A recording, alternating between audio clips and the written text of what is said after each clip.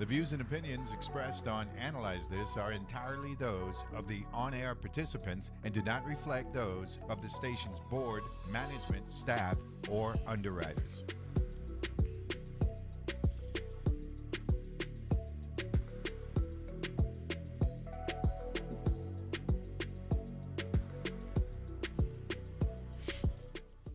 And welcome back. Good morning to Analyze This. I just saw something that I need to apologize to one of my people. Right, I got two cell phones, right, and I don't like be back and forth, charging, taking it out, all that stuff. And Kai Hendricks, right, for Bronco, had sent me a question to ask to Mr. Turnbull. I didn't get to ask the question, and I feel bad about it, right? He said, ask him how he feels about generative AI and could it assist him or does it hurt his profession? So I really feel bad. So Kai, don't hold it against me, right? But I want the public to know that you did ask me. You did ask me to ask the author, right, a legit question, and I didn't get to do it. I just see it after we went to break. You know what I'm saying? So I don't know how I'm gonna make it up to you. But he is at Undercover Books this afternoon from 1 to 3. So if you're there up in that Gallows Bay area, then maybe you could head out there. You know what I'm saying? I really feel bad about that. You know what I mean? 'Cause these are the type of questions that we look forward to, here on, The Joint. You know what I'm saying? Better known as Analyze This. 8 to 10 running things, right? So I gonna make it up to you. Seriously, me really like how I was negligent with that one. So don't hold it against me.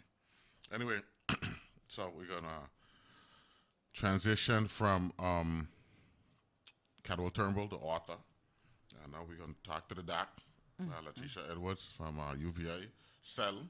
And there's a wellness workshop and relationship coming up. Good morning, Doc. How are you? Good morning. I'm doing well. How about you? Good. I'm doing good. Good to have you here. So how you been? Good. Always a pleasure to be here. Thank you for giving me an opportunity to share this upcoming event with your listening audience. Yeah, for sure. That's not a problem. How UVI? We good. We good.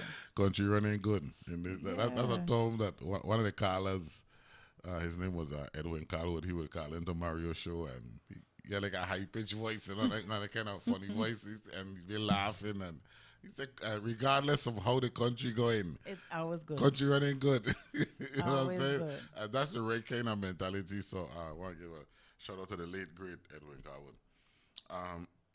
So before we get to, you know something? Tell the public, the audience who might be listening to you the first time, your title and the gig, the big shot gig that you got there at UVI.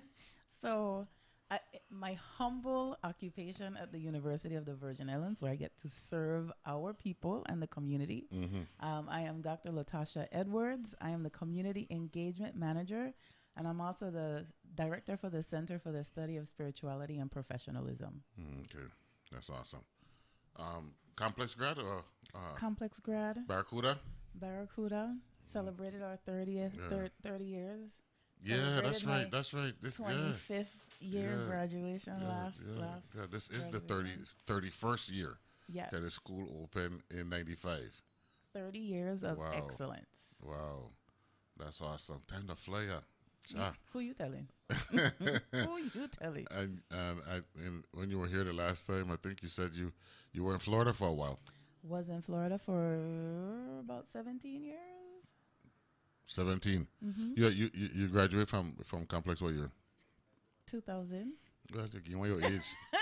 That's okay. I just said 25 years since I graduated from high school. Yeah, you know what I'm saying? So we were the millennium babies when that 00 hit. Everybody was like, I don't know what's going to happen, but we made it 25 years later. Mr. Bailey. Mr. Bailey, yes. Right. And that whole group. Janice Sinclair being down there? Yeah. Yeah. And then I was from Elena, so we had Mr. Vielle, the Honorable Senator Vielle, as our principal or assistant principal at Elena. That's awesome. Yeah. You got somebody joining us on the line? I do. She is the author of Touch Talk Trust, and she's the person who will be presenting for our relationship wellness workshop. Good morning. Good morning, Mr. James. How are you? I'm good. Introduce yourself. Well, hello, everyone. My name is Karima Cornelia Stith. I'm also a Say that proud again, nice and slow. Barracuda. Say that nice and slow again. No problem. My name is Karima Mm-hmm. Cornelius Stith, Okay. and I'm also a proud Barracuda. I actually graduated in the third class of the complex and the first magnet class in 1998. And I'm also a proud UVI alumni. So I also graduated in 2002. I spent 2 years in St. Croix and 2 years in St. Thomas before graduating with honors and relocating to the States So for 90, grad so school. 98 from Complex and O2 from UVI. Absolutely. Okay. Karima Cornelius Phipps. Stith. Sith. Yes. Stith, Stith.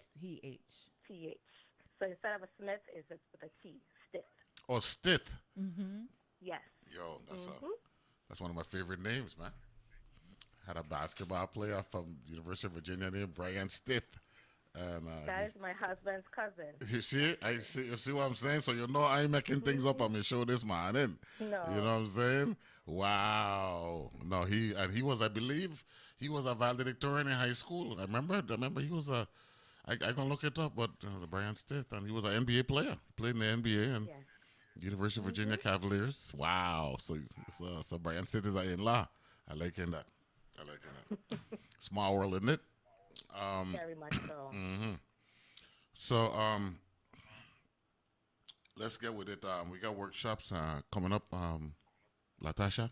We sure do. We're gonna have our first workshop on St. Thomas on October 10th, Mm-hmm. and at the ACC center over on our St. Thomas campus from 6:30. If we're having a good time, we're gonna stay a little longer, but we're gonna try to get you out by 8.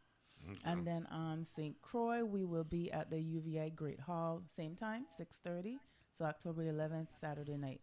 So No. if you don't have date night plans, this can be your date night plan. The 10. Absolutely. We're going to have some fun. Guys, we want to make sure that everybody understands the importance of touching, talking, and trusting more to have healthier relationships. Okay. Don't forget to start guys and gals, you know, ain't just guys. I don't want nobody say that.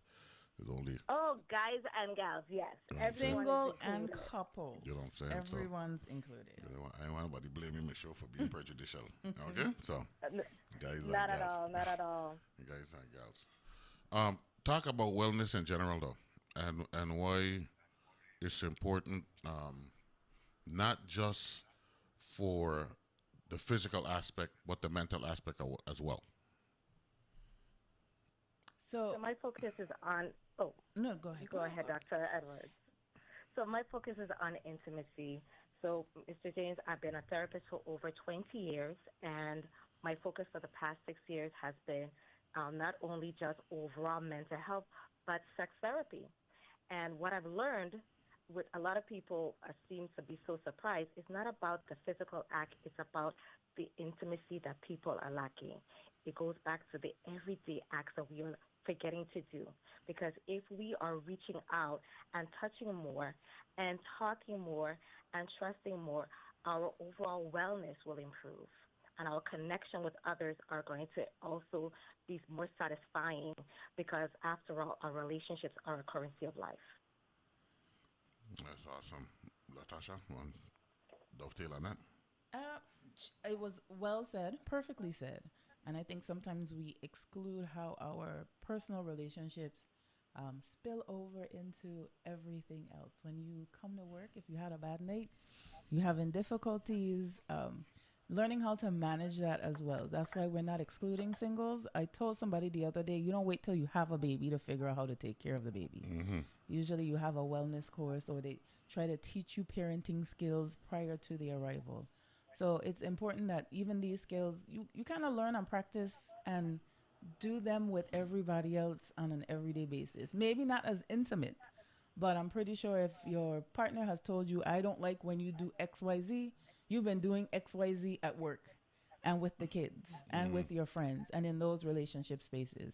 So it's really important to, use this as a springboard to even get a fine tune up. Maybe it's been going well, things are working well, but there's always an opportunity. If your car is running, we still take it to H&H or somebody to get a tune up. You get oil change, you get freshen up so that it can keep running well. And that's the importance of any type of wellness opportunity.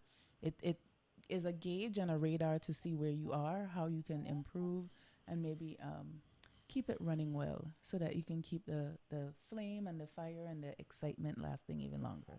What brought about in based on doing your due diligence and all that, why y'all felt that this type of workshop would be uh, a good thing for us here in the territory at this particular point? Are we hearing things about relationships and all that stuff that prompted maybe we should do this? Miss Stith? Well, I jumped at the opportunity to come home. I've been speaking at different marriage summits and marriage retreats and different marriage ministries, and the opportunity to come home and share my expertise with my people, my community, it was just a no-brainer for me. I think that we all could be a little bit more open. To be honest, Mr. James, I think that when anything with sex, intimacy comes up, we have a way of making it so taboo that people have a way of shying away. And I just want to make sure that people understand it's okay, it's natural to be able to talk about things in a fun and open way that we can kind of break down some of our guards and hopefully learn new things about ourselves, about our partners, that we can be able to not only grow as just a couple or as an individual, but as a community, learning how to truly love. So the agenda... No, go ahead. The agenda in St. Thomas is focused on becoming the love you deserve, and the one in St. Croix, the title is Relationships in the Real World, How We Reconnect, Rebuild, and Rekindle. So, Dr. Edwards, this isn't just about the what, which is the intimacy and have you. There's also a how dynamic here then, right? Yes. Communicating is a big part of this. Absolutely. Because how do I know what you need unless you know how to express it, or you are given the tools to effectively share what that looks like? Sometimes, even with kids, they don't always have the words, and we become the adult versions of who we are as younger people, right? If you are taught how to share and say, well, I would really prefer if you did this, or I like how this looks, or this is what I'm expecting from you. Even in relationships, if you are wanting something else from your partner, you have to know how to say that so that they can help meet your needs, or what your needs are so that you are better able to express them to someone else. So it is the what and the how, because we want to make sure that you walk away with tools to better support the relationships that you're in, or again, as for singles, the relationships that you want to create. Now, Ms. Stith, I like pronouncing the name, so if I use it, don't hold it against me, right? It's Mrs. Stith or Mrs. Cornelia Stith. Mrs. Cornelia Stith, right? Use the word taboo, right? In the context that, and I think, in my opinion, it's absolutely appropriate. Let me start with you, Dr. Edwards, where there are certain things that people from the islands believe are 100% private. Correct. You check what I'm saying? Mm-hmm. There are certain parts of the world or this hemisphere where people are very open in speaking about, certain aspects. But Caribbean people, for the most part, we ain't minding our business and what's going on where we. You know what I'm saying? Now, people like melee. It is what it is, right? Mm-hmm. But when it comes to personal lives and all that, we're really not, Digging. in general, we're not open like that. Mm-hmm. So now we're trying to break down barriers in that regard. Talk about why it's okay to be able to communicate like this. So the importance is it doesn't change the fact that there needs to be a conversation, right? Something exists, or there might be an issue, or there's a problem, and it's not that we are wanting you to expose your personal business and air it out for everyone else, but even to initiate the conversations so that you and your partner can have those discussions when you get home. And it can still be private, it can still be intimate. It's not where we want to change that, because there are some things that we, as a Caribbean, or as Caribbean people, we feel like that's not for everybody to hear or everybody to know. But you need to know and understand how you want to have those conversations, or what is of a concern to you, or what you feel come better grow your partner. I tell my husband all the time, I ain't trying to do this again. So we gotta figure it out and be comfortable having conversations with each other about what's not working or what we need to make it look different or be better. Because when you've seen somebody in, in their 30s and 40s, and then you transition to 50s, it changes. Your needs change. We change as people in all areas. So when we talk about wellness, in your physical aspects, your social aspects, your emotional aspects, even financial aspects, and those are necessary conversations, not inappropriate. Because I don't want anybody to think that we're going to just have a whole sex conversation and it's not going to feel inappropriate. It is really in a way for us to talk about intimacy, talk about what that looks like. Of course, for couples, sex is a part of intimacy. But again, what does that look like for you? So the conversations don't necessarily have to happen in depth with everybody airing your business to everybody. But it really is for us to think about how you want intimacy to look like outside of, within the relationships you're in the relationships you're going to create, and how do you make it a healthy intimacy for both persons in the relationship. Well, assuming it's two people in a relationship. Dr. Cornelius Stith, would you like to dovetail on that? About how we can truly be more of ourselves, because it's about really be more of ourselves, because it's about unlocking the insights, because there's things within us that create barriers that doesn't allow us to show up as our true selves, to be as close as possible to others. So it's about being emotionally, and not just physical, because oftentimes people focus on the physical, but intimacy is a whole lot deeper than that. So I want people to understand it's not just a workshop, and it's not definitely not a sex talk. It's an interactive experience. One that helps you to redefine what intimacy is, and for you to learn how to be more authentically yourself, so that you can be more open and be closer in your relationship. We're talking with Dr. Latisha Edwards of UVI CELL, and also you are a doctor too, Dr. Stith? No, no, I'm not a doctor. I am a licensed therapist, certified sex therapist, and a certified specialist in anger management, and a clinical supervisor. I'm based here in Maryland right now, but I am a proud VI girl, proud Crucian. Okay, we'll take a break and be back right after this.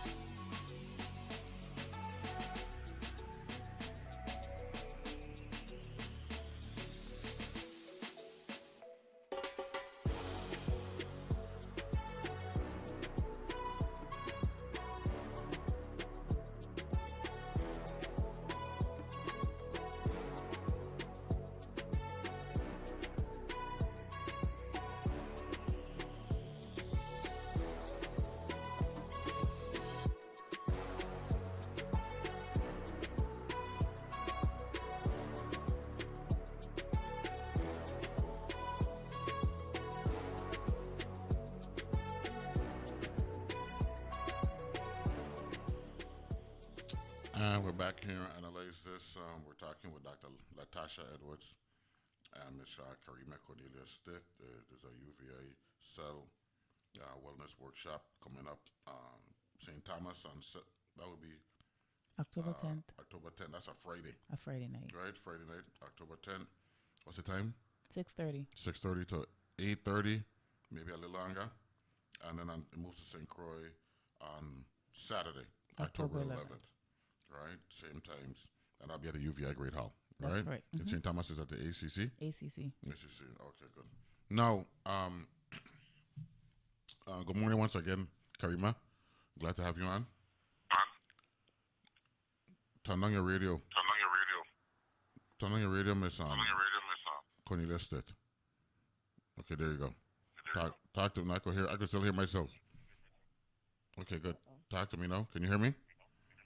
I can hear you. Can you hear me now? Yeah, I can hear you now. We're good. Yeah, we're good. Okay. Yeah, turn on the radio. I can still hear some reverb in the back. feedback? Yeah, that good. Now, you say you're a sex therapist, right? And I Correct. you know, I'm a sports junkie, and I was, you know, there's a lot of words I could use. You know, it starts with disappointment, but that situation with the Houston Texans quarterback, Deshaun Watson, and then we come to find out that they're going for massages, and then they're abusing these professionals, and then we found out of a situation with the kicker for the Baltimore Ravens, apparently accused of the same thing. No, this is a sickness, right? How do you as a sex therapist, you know, deal with this type of irrational, you know, flat out sick behavior, where men in this particular case, you know, I'm not beating up on the guys, you know, I'm one of us, right? But I want to protect the brothers, but I'm just being very candid here, because the volume of the activity was such that it just threw me for a loop. How do you protect yourself against this type of predatory behavior in your realm, Karima? Well, let me define what it is that I truly do. Mm-hmm. As a sex therapist, we are talk therapists. Yeah. We are, because you have to be a licensed therapist in order for years before you can even, it's as much work as doing a second master's. The amount of years of doing supervision and doing classes, and also being knowledgeable to help others in different fields. Mm-hmm. So when it comes to sex therapy, it is just talk therapy in terms of things that are of a sexual or intimacy related matters. So when it comes to so let me rephrase the question then. Right. When we're talking, you're into therapy, right? Yes. What about those who are literally and physically exposed, right, to Predators. you know, predators? You know what I'm saying? Predators.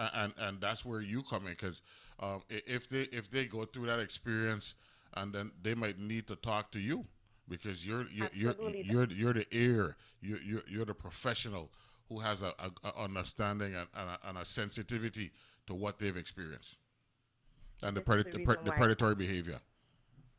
This is one of the reasons why I became a sex therapist, was because I was volunteering with my church at the time to helping individuals, especially women, who were sexually abused in their childhood and also later in life, and realized that my grad studies was not enough information that I wanted to do it, because almost everyone in my practice was coming in with some kind of sexual assault and sexual abuse. And after I became licensed and certified as a sex therapist, I got an influx of black men who were sharing that they were sexually abused in their childhood. So the first thing that we have to do is we have to break our silence. Oftentimes in our communities, we are taught to keep our business to ourselves, and people need to feel a sense of safety and not be re-traumatized that when they speak up and they share something is happening, that we don't shut them out and tell them to that is not true or not believe them, but we actually make sure that they're safe, both physically and emotionally. But we also have to start at a young age, not telling children different body parts, but telling them that these are body parts that nobody's supposed to touch. So they are aware of when something doesn't feel right, that they can speak up and they can remove themselves and make sure that they're safe. Dr. Edwards, when you hear these type of horror stories, and knowing that these are the ones that we hear about, there are a whole lot more that we will never hear about. That has to that's a touching situation there. It is. And one of the things that Mrs. Cornelius said was that we have to encourage people to break their silence, right? One thing we know that there is power in people's voice. And usually once someone shares a story, others may feel comfortable sharing theirs. And the other thing is being very mindful of what people say. You know, kids tell us things and we're not listening. Adults tell us things, but we're not listening. So I think that's the other part of the communication piece. You might hear the words, but what's the message behind the words? What are we listening for? And I think it's really important that if someone shares it with you to, like she said, be confidential, but also give them the tools to get the help that they need, because sometimes the trauma does, people try to pretend, like you said, we try to keep things in-house. We want to keep our stories to ourselves. We want to keep, everything's always good. When you leave the house, how's everything? It's always good. But we also have to understand that you got to give people the tools to be good, to actually have the care and get the wellness and the support that they need.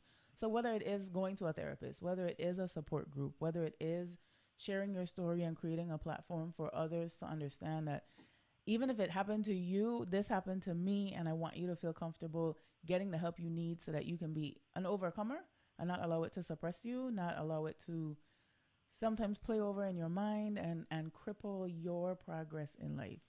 So, you said it, they're telling us, but the telling us isn't limited to verbal. It could be via behavior as well. Absolutely. Yes, we act out oftentimes. A lot of times that people, they gain weight because that's a form of protection from sexual abuse. They want to make themselves less attractive to the person who's abusing them. Wow. So sometimes they're acting out, excessively eating. That could also be a sign, especially for parents to notice changes in the children's behaviors. They don't want to necessarily want to go to a family member's house anymore. Ask them, investigate, be curious as to why they are upset about going there. What is happening? So then, we should never knock protective parents then. No. And when kids say, I don't want to sit on that person's lap, I don't want to give that person a hug, I don't want to, there might be a reason why. Okay. You should not force them. I know. But there's a peer pressure dynamic though. Yeah. I mean, when we get to 12, 13, 14 years old, the body now starting to react differently from how we did when we were 7, 8, 9, and 10, right? We're starting to feel our oats, as they talk with allergy, right? Starting to feel your oats, right? And we start going out, we start hanging out, and peer pressure. That has to be a dynamic that we can't ignore. You know what I'm saying? Because my friend them doing something, I want to do the same thing too, right? There's a balancing act there. There is, and I think very delicate. I think there is, but I think also the strongest influence should be supposed to be the parents. The parents need to start having these conversations, not one conversation, but conversations as the children are growing up. So you can start young, them identifying their bodies, letting them know that nobody's supposed to touch them in this way, and you start having age-appropriate conversations about sex and emotions and intimacy at times in which that they'll be able to understand and continue having this conversation, because it's not just about a physical act, it's also about the emotions that come with it and the consequences. Now, let's just be candid here. There are those, who are confident and feel good about themselves. You know what I'm saying? They look, I gonna be candid here, right? They know they got it going on compared to their peers. You know what I'm saying? That's just the reality of life. Should we actually be, I don't want to use the word targeting, but looking out for those who are exuding this confidence and try to rein them in a little bit to let them know, look, you don't want to do this, or you might want to check your behavior because there are those who believe that you are, aggressive unintentionally. So it's about responsibility as well, and the pride that we want to take in our bodies, and the message that we want to exude, as your word. Because even the confidence is there. You don't want to ever derail someone's confidence, but it's a balancing act between confidence and aggression. Because one of the excuses a predator will use is, well, she will actually teasing me or something along those lines, which is ridiculous, by the way. You know what I'm saying? Absolutely, because you don't want to blame the victim. Exactly. Too often. Yeah, so that's the reason why I asked the question in that context. You know what I'm saying? Right. There's nothing wrong with telling someone who knows they got it going on. Look, now be careful enough. Be careful enough, because a man might interpret, or a woman. It works both ways, both sex, right? A man or woman might interpret your behavior as being seductive. You know what I'm saying? So that's the reason why I asked that particular, because the horror stories we don't hear after the fact. We would never assume that X person might be predatory. Right. You follow what I'm saying? Oh, definitely. And that's why the assumption is the mother of a lot of bad things, right? We come to find out that this person was a stalker, things of that nature. So that's why these conversations are critical. Stalker, absolutely. We also want to teach children, especially young women, that their beauty or their bodies, that we're not going to wrap their self-worth in what they're presenting to the world, too. That it's not about your image. And I think too many times, especially with our media, that is so much a focus. So not only the young ladies who are very, I guess, self-confident, that we should both be looking at, but the ones who are also very quiet too, because oftentimes the predators are priming those quiet ones, because they're hoping that they keep quiet, and the abuse continues a whole lot longer than it should ever happen. Dr. Edwards, the communication part though. At what point, we got to look out for our community, our young people. At what point should we as a people, as leaders, as agencies, not be afraid to talk to our young people, to let them know that you're transitioning. What is it? 5th grade, 6th grade, thereabouts. Yeah. That part, that last part of elementary before you start to transition to middle school, because we keep assuming so many things. We do. And in the end, we keep losing out because of assumption. And I think we also have to be very mindful of, like you said, we're a community. We always say it takes a village, right? That means everybody's looking out for everyone. And I think we can start very early.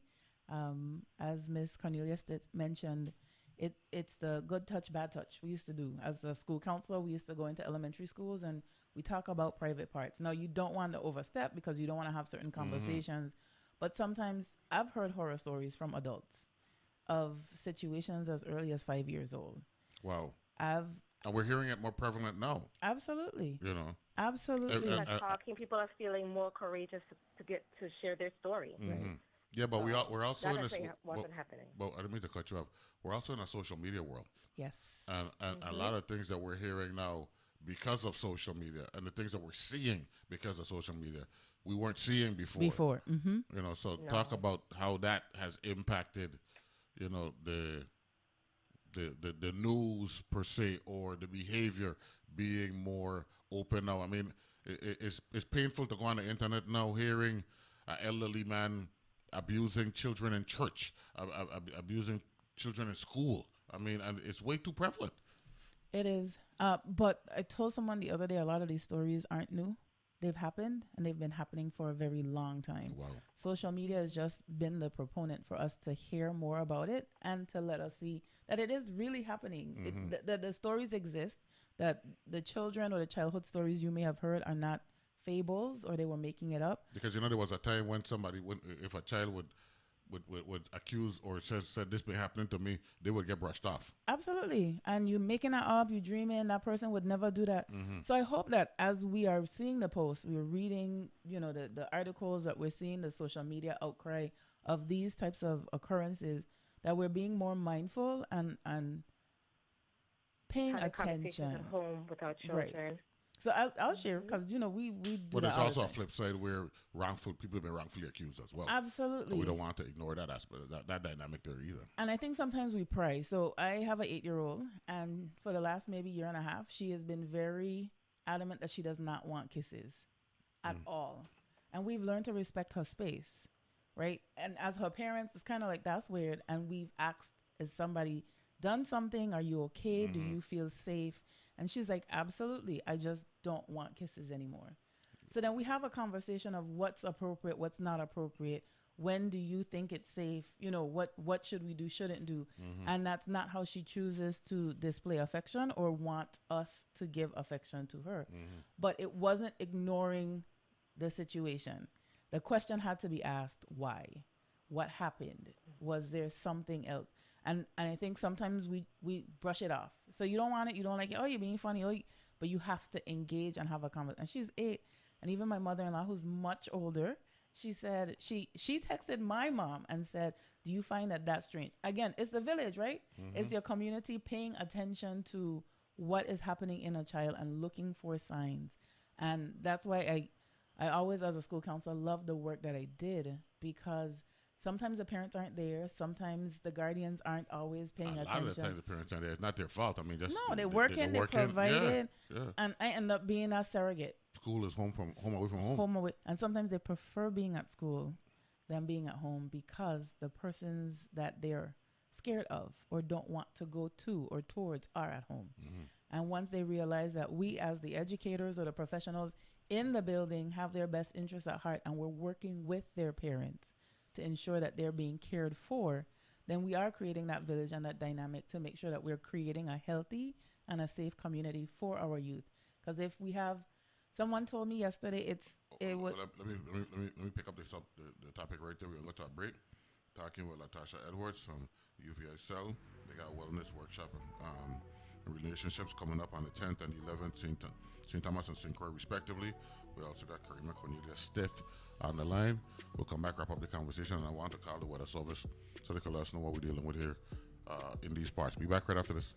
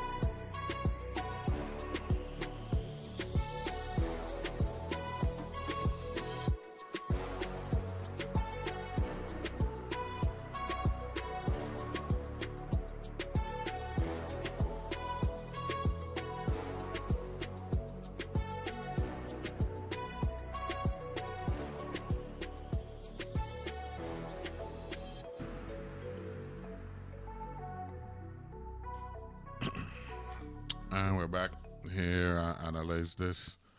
We got now Dr. Latisha Edwards here in the studio, and Miss Karima Cornelia Stitt joining us on the phone. One of my listeners, right? So no sex education for good and bad is available on everyone's mobile devices. Absolutely. Talk about a full circle. That's literally what they and they couldn't be more accurate. Before that, you said, I'm laughing at the conversation because back in elementary school, early 70s, me and he was the same age, sex education was being introduced into the curriculum, and the parents, including mine, lost their minds, leading to the status quo, which was keep sex education out of the school. That was pretty much the attitude back in the day when we being there. Like, we need that. Because people think if you talk about it, that means the kid's going to do it. Some may and some may not. I mean, and if you don't talk about it, the same ones who may do it, and then the other ones may not. It's still about having the conversation. It's still about giving the right advice. It's still about giving the right recommendations. It's about giving them the tools to make the right choices. It's education, right? If you are teaching people anything, they have a choice to make good decisions with the information they're taught or to make terrible ones. But they still have the ability to make the choice. So whether you tell them or you don't, it still allows them to be informed about how to proceed with the information given. Same with adults. We want you to be educated and informed. That's why we're hosting this opportunity so that you could see where you are. You know, fill your gauge. And what works for me and mine might not work for you and yours. And that's okay because, again, we all have our own experiences, our own paths. But it's very true. Parents also have the ability to monitor what children are watching and not watching or listening to. So giving them access, it still is an opportunity for a conversation or an option to engage.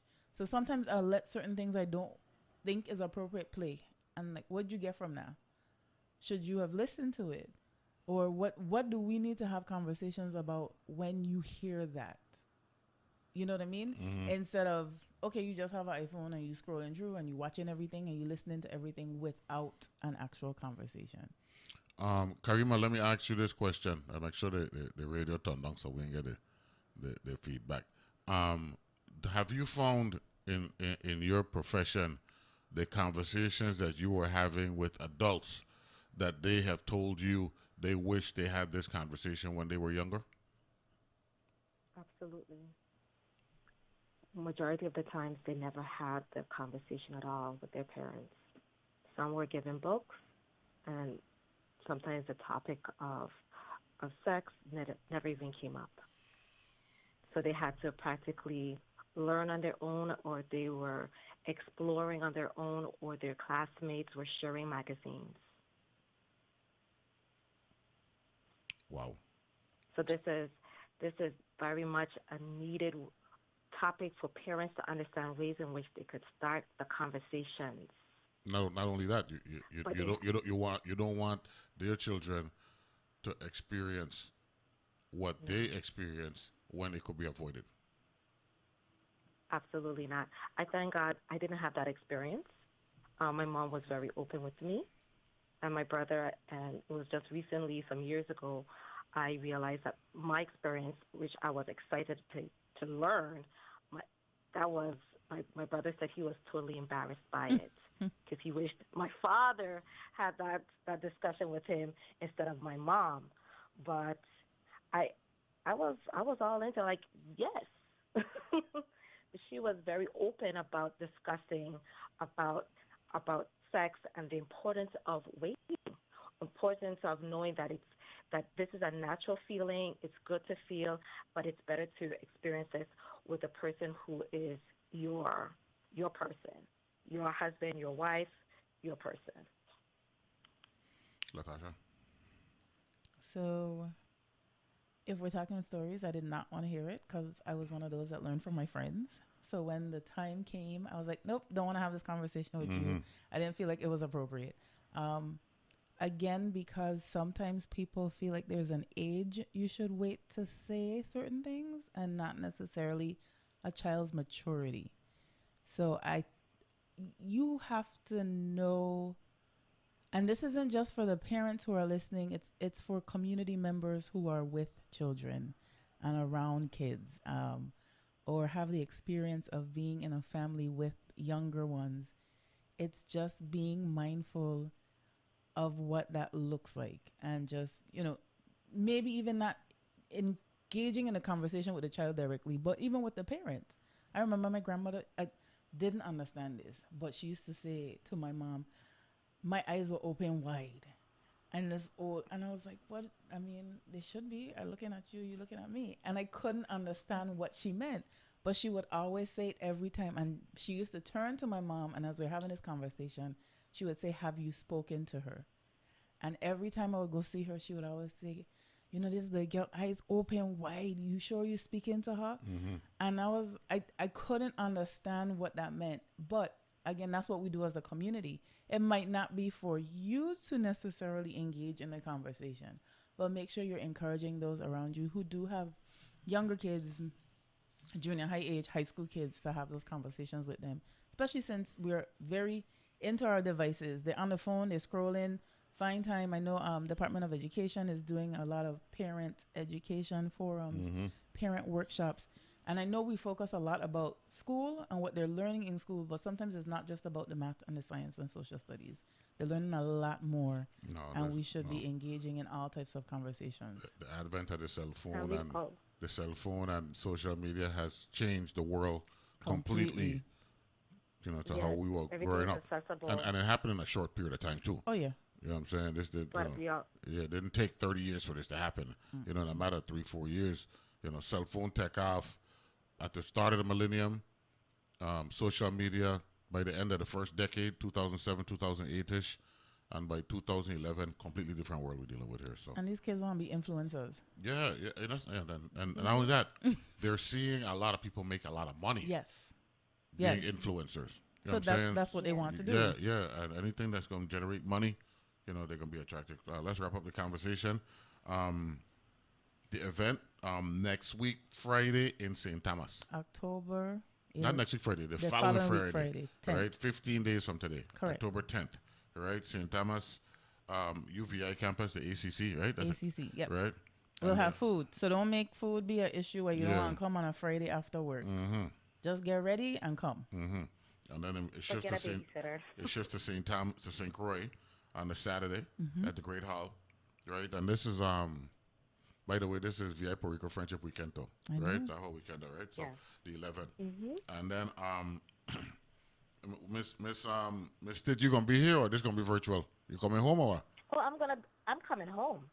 I am coming home to see everyone, to shake hands and hug people, because after all, it's about us really connecting. It's touch, talk, and trust. I also wanted to make sure that I also stated, when it comes to having these different discussions and talks with the children, we often are so fear-based. It's always, you better don't disgrace the family, you better don't bring any children into this house, or you're going to get a disease. But we also have to be able to open up the conversation, not just from fear, but also talk about what the realities are. Yes, sex is enjoyable, but these are the consequences. So these are the ways in which you can protect yourself, not just physically, but emotionally. So I've heard somebody say, "Oh, I don't know how to do this because nobody ever told me." So we need to be able to educate ourselves so that we could educate the next generation. Without a doubt. So when it comes to the 10th and the 11th, I am so excited about coming home, being able to have this interactive experience. This is not about being distasteful in any way. This is something that we are doing that will be able to have fun, to laugh, to talk, to grow, and to truly connect in ways that hopefully people have never experienced at home when it comes to intimacy. And if you're interested, I'll also have my workbook on hand if people want to go a bit deeper. The workbooks right now are available at Undercover Books in Christiansted. they actually have a few copies there. So Good thing. I'm looking forward to a great time. So if people already know I've bought books already, and they could come and get them signed, but we're going to have a great time with each other because we've been planning this for quite a while, and I know that you guys are going to love it. I want to thank you very much. It was nice talking to you, meeting you, Karima, since we're on a first name basis. Thank you. And hopefully it's a successful event 2 weeks from this weekend. Always good to talk with you, Latasha. Dr. Edwards. No, sorry, say that again.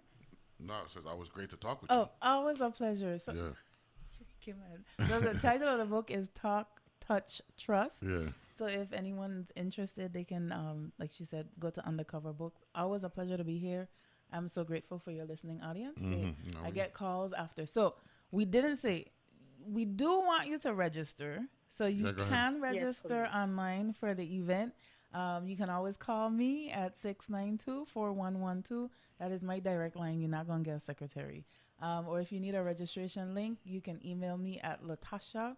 I know it's spelled weird, but it's LATASHIA.edwards@uvi.edu. But the registration link is through Eventbrite. So the event is called Thrive Together. Mm-hmm. So if you go on Eventbrite, search Thrive Together, you can register there. UVI. Or like I said, Thrive Together UVI. So if you have any questions, concerns, or you want to bring people, like I say, it could be a date night, girls' night, guys' night, whatever you want, because we're taking couples and singles. We're looking forward to making it a great event, not just in the purpose of an event, but in the purpose of helping people have happier, healthier, intimate lives. That's what we're talking about. Thank you very much, ladies, for joining us this morning. Appreciate it. Thank you, Karima. Appreciate that. No, not a problem, Mr. James. I just wanted to say one little thing. I contacted a friend of mine who I told about the event. He said, I'm intrigued, but I don't have any issues in the intimacy department. And I told him, I said, I am glad to hear that. But at some point in time in all of our lives, we're going to have some kind of intimacy or sexual issue. And it's about us learning how to navigate that. So I hope everybody comes out. No matter what age you are, once you're 18 and up, I look forward to meeting you. Thank you again for having me. You got it. That's Karima Cornelia Stith joining us from the mainland, and Latasha Edwards here in the studio. Thank you very much, ladies, and good luck with the event. Thank you. Thank you. You got it. I wanted to call